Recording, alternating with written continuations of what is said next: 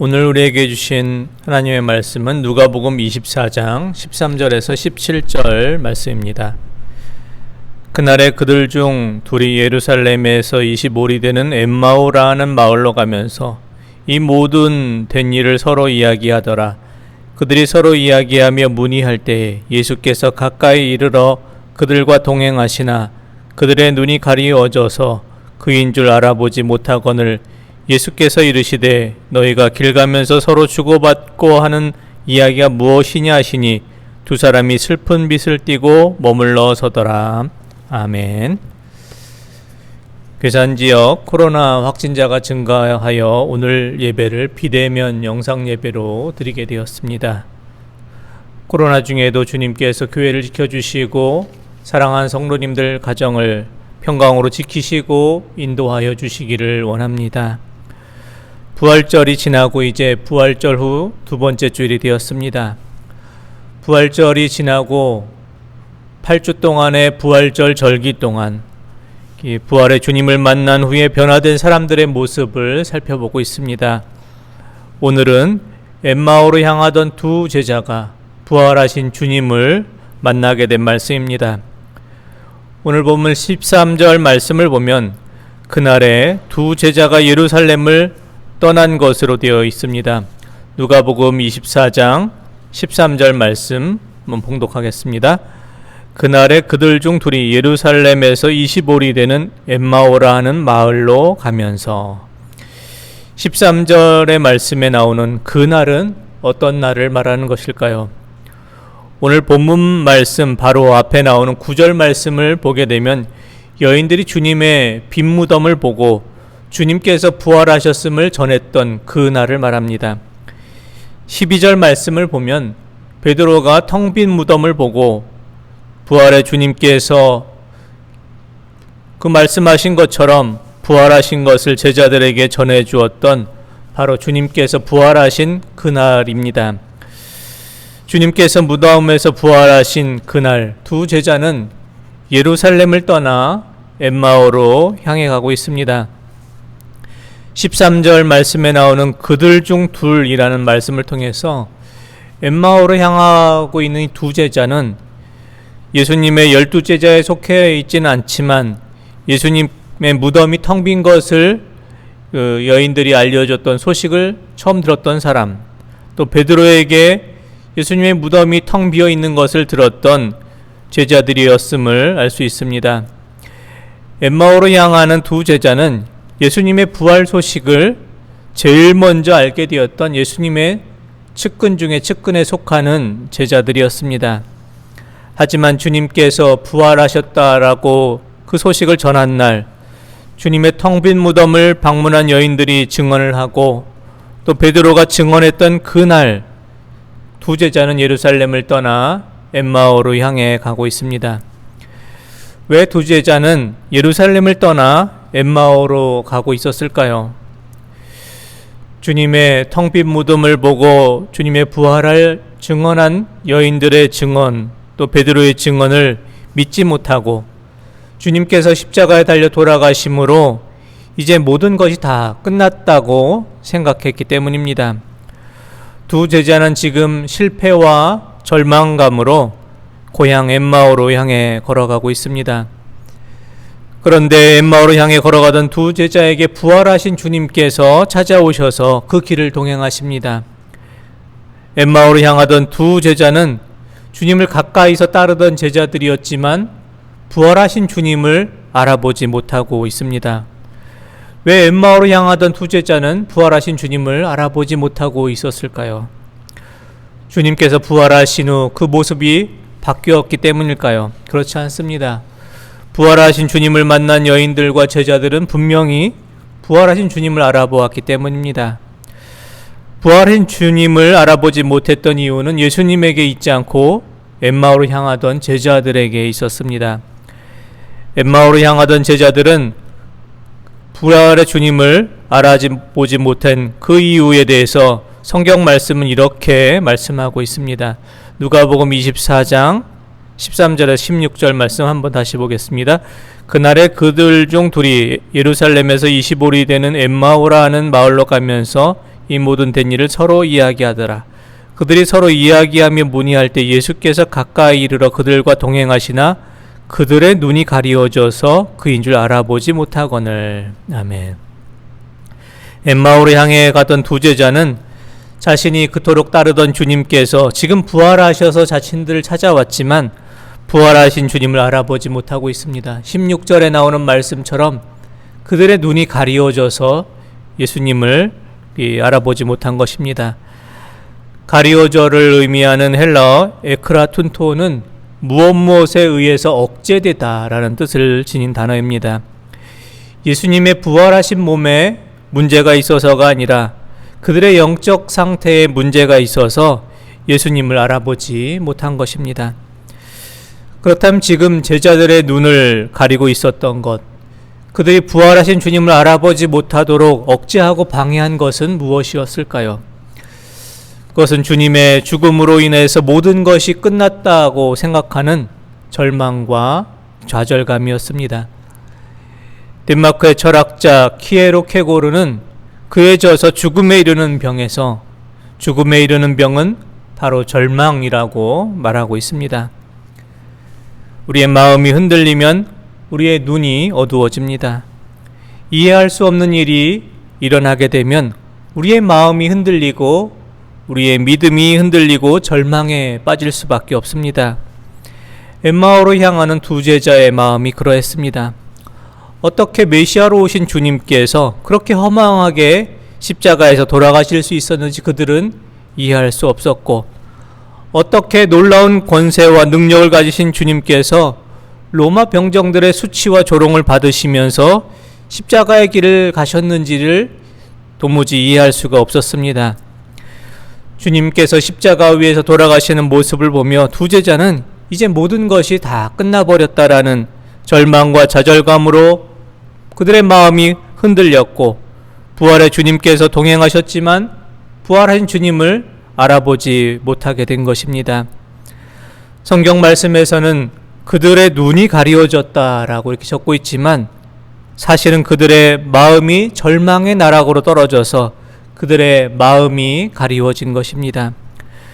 절망과 좌절의 마음으로 또 실패자의 모습으로 엠마오로 향해 가던 제자들에게 부활의 주님께서 찾아오셨습니다. 그리고 성경 말씀 속에서 이미 예언해 주셨던 메시아에 대한 말씀을 풀어주시며 주님께서 고난당하시고 십자가에 달려 돌아가셔야만 했던 그 이유에 대해서 자세하게 말씀을 전해 주십니다. 누가복음 24장 25절에서 27절 말씀 봉독하겠습니다. 이르시되 미련하고 선지자들이 말한 모든 것을 마음에 더디 믿는 자들이여, 그리스도가 이런 고난을 받고 자기의 영광에 들어가야 할 것이 아니냐 하시고, 이에 모세와 모든 선지자의 글로 시작하여 모든 성경에 쓴 바 자기에 관한 것을 자세히 설명하시니라. 아멘. 주님께서 엠마오로 향하는 두 제자에게 모세를 비롯한 선지자들의 글을 자세히 말씀해 주시며 주님께서 십자가의 고난과 죽음을 당하신 것이 성경에서 예언하신 그 말씀이 성취된 일임을 말씀해 주십니다. 그리고 주님께서 이런 고난을 받고 영광에 들어가야 할 것을 알게 하여 주십니다. No cross, no crown이라는 말씀처럼 고난 없이는 부활의 영광도 없습니다. 십자가의 고난을 넘어설 때 우리는 부활의 영광에 참여한 자가 되는 것입니다. 주님의 십자가의 고난의 이유를 이해할 수 있을 때 우리는 비로소 부활하신 주님을 온전히 이해하고 바라볼 수 있습니다. 주님께서 구약에 예언되어 있는 고난당하신 예수님에 대한 그 메시아에 대한 말씀을 자세히 풀어주셨을 때 그들의 마음은 뜨거워지고 그들의 눈이 밝아져서 부활하신 주님을 비로소 알아보게 되었습니다. 마음이 뜨거워지고 마음속에 있는 절망과 좌절의 마음들이 모두 사라져 버릴 때 그들의 눈이 밝아져 부활의 주님을 알아보게 된 것입니다. 누가복음 24장 30절에서 31절 말씀 보겠습니다. 그들과 함께 음식 잡수실 때 떡을 가지사 축사하시고 떼어 그들에게 주시니 그들이 눈이 밝아져 그인 줄 알아보더니 예수는 그들에게 보이지 아니하시는지라. 아멘. 엠마오로 향하던 제자들의 믿음의 눈이 어두웠을 때는 부활의 주님을 알아보지 못하고 주님께서 동행하시고 계셨지만 그 모습을 온전히 바라보며 예수님인 줄 알지 못했지만 주님께서 말씀을 자세하게 풀어주시고 그들의 마음이 뜨거워졌을 때 제자들은 비로소 부활하신 주님을 바라볼 수 있었고 알아볼 수 있었습니다. 중요한 것은 육체의 눈이 아니라 마음의 눈입니다. 믿지 않는 분들이 이런 말씀을 할 때가 있습니다. 우리에게 하나님을 보여달라. 우리가 두 눈으로 하나님을 보면 그때 하나님을 믿겠다라고 말합니다. 눈으로 보지 못했기 때문에 하나님을 믿지 못하겠다라고 말합니다. 사람들은 자신의 육체의 눈을 과신하며 눈으로 본 것이야말로 확실히 믿을 만하다라고 말합니다. 하지만 과학의 세계를 통해서 우리는 육체의 눈이 얼마나 불완전한 것인가를 잘 알고 있습니다. 우리의 육체의 눈은 너무 대상이 커도 볼 수 없고 너무 보는 대상이 작아도 볼 수가 없습니다. 너무 어두워도 볼 수 없고 또 너무 밝아도 볼 수가 없습니다. 우리가 어떤 색깔이라고 생각하는 것은 실상은 태양의 빛을 흡수하지 못하고 반사되는 빛이지 그 물질의 고유한 색깔이라고 말할 수는 없습니다. 구약시대의 사람들은 하나님을 보는 것을 두려워했습니다.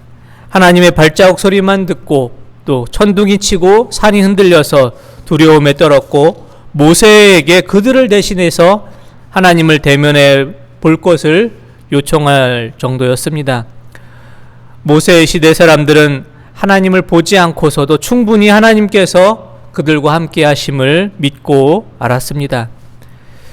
그러나 반대로 신약의 시대 예수님께서 부활하셔서 승천하시는 그 자리에서 부활하신 주님을 직접 뵙고 경배했으나 믿지 않고 의심하는 사람들도 있었습니다.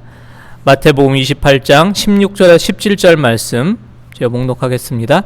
11 제자가 갈릴리에 가서 예수께서 지시하신 산에 이르러 예수를 배웁고 경배하나 아직도 의심하는 사람들이 있더라. 아멘. 부활하신 주님께서 부활 승천하시기 그 직전까지 자신들과 함께 하셨지만 그 순간까지도 주님을 배웁고 경배하나 의심하는 자들이 있었습니다. 그러므로 하나님을 믿는 것은 볼 수 있어서 믿는 것이 아닙니다. 하나님을 볼 수 있어야 믿는 것이 아니라 믿기 때문에 하나님을 볼 수가 있는 것입니다.